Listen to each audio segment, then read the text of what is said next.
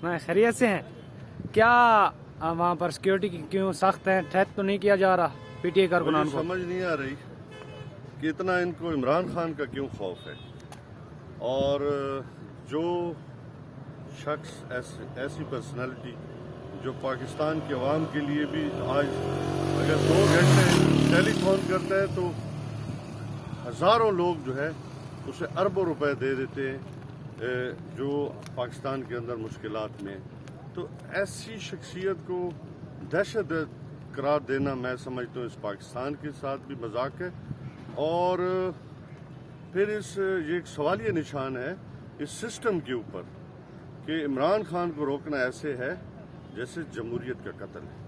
اور آج عمران خان صاحب کی یہاں پر پیشی ہے، تو کیا لگتا ہے آپ کو ان کو گرفتار کیا جائے گا یا نہیں؟ صرف یہ ٹیکٹکس ہیں، حکومتی ہتھ کنڈے کہہ لیں اس کو، لیکن ان چیزوں سے عمران خان کو یہ کیا سوچتے ہیں کہ ہم دبا لیں گے یا ڈرا لیں گے؟ جو شخصیت کی بنیاد ہی یہی ہے کہ خوف کے بت کو ختم کرنا ہے، جو قوم کو یہ سکھا رہا ہے کہ ہم نے لا الہ الا اللہ کے لیے کھڑا ہونا ہے، تو اس کو کون ڈرا سکتا ہے؟